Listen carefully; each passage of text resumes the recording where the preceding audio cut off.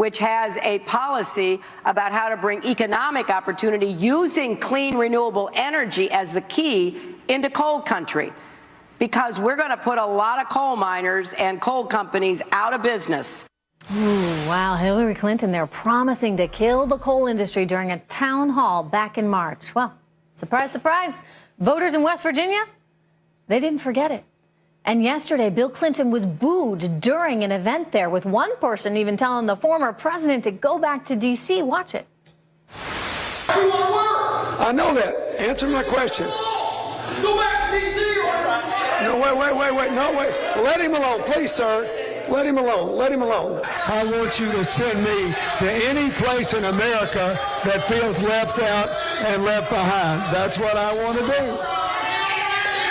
Dude, this is where they start screaming because they don't want to hear this. The difference between us and them is that we listen to them. Prior to that speech, officials in the West Virginia town of Logan told the Clinton campaign to stay away, told them that they were not welcome, saying their anti-coal policies have just devastated their town. Leslie Marshall and Brad Blakeman are back with me. You know, guys, let me ask you, the Clintons say they understand what the coal miners are going through, but do you think they are? I mean, really, Brad?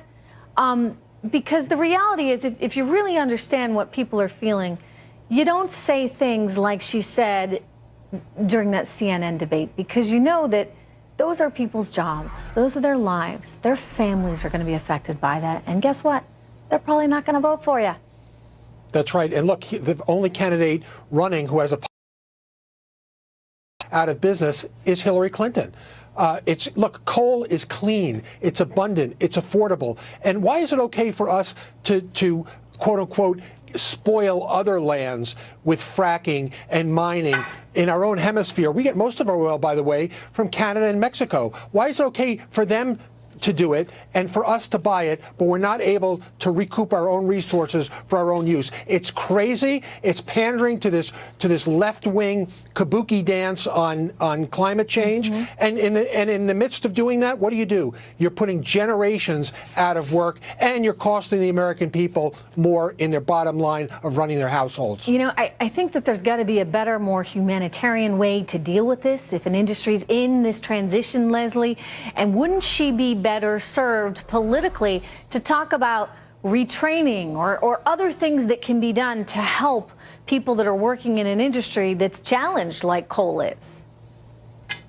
Well, a couple of things. You actually echo the sentiments of hoard renewable energy and coal not being obliterated in his state or in the United States. To her speech, and quite frankly, you got to look at the numbers. Mm-hmm. Are more Democrats, when you are campaigning against Bernie Sanders, who wants less coal than Hillary Clinton, quite frankly, and is more to the left with regards to climate change and renewable energy than Hillary. To get interesting, I think a lot of those coal miners that might have been Democrats are going to look at switching sides. Brad, I think if Donald Trump is the Republican nominee, you got a lot of folks in unions who have seen their jobs disappear to China or to Mexico and fault the Clintons' policy that they began with NAFTA, for example, as being in part responsible for that. I think that a lot of coal miners will say, hey, can Donald Trump better protect my job than Hillary Clinton? And that's that redefinition that's happening right now. What do you say? No question about it. And they don't have a choice. If Hillary Clinton says she's putting you out of business and Donald Trump says we're going to keep you in business, their choice is very easy. All politics are local. And these guys and women who are in these industries realize that they have to provide for their families. And what better way to provide for your family with an industry that's not only needed in America, but wanted by the vast majority of Americans, want an all-the-above policy. We want coal, we want nuclear, we want renewables, we want it all. Why? Is because it makes sense to have an all-the-above policy. How is she going to convince Americans, Leslie, that she's the best one for the economy when most Americans look at the last 8 years and say, gee, we haven't been able to do much. We've got anemic growth in this economy. Wages haven't budged in the last 20 years. How does she sell an economic record when the one that the White House puts forward is pretty dismal? Well, first of all, she was Secretary of State. She wasn't leading the economic charge, and she's not Barack Obama. Let me also say that's also a with him. challenge for her because, you know, Secretary of State and look at the situation we're dealing with.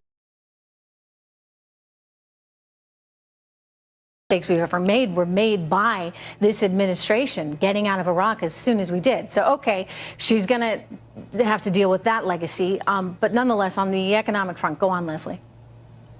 Well, when you speak to even those coal miners and other who are blue-collar workers, definitely Donald Trump has some appeal. But when you peel away the layers with Donald Trump, who has factories in Mexico and Canada that owns too, who's anti-union, coal a very union job in West Virginia, and Hillary Clinton, who supports increasing minimum wage, which will certainly appeal to people not just in coal mining industry, but in a lot of blue-collar industries throughout the United States, not just in West Virginia. I think, quite frankly, that she will give some things that are palatable and that people would look to her rather than Donald Trump with.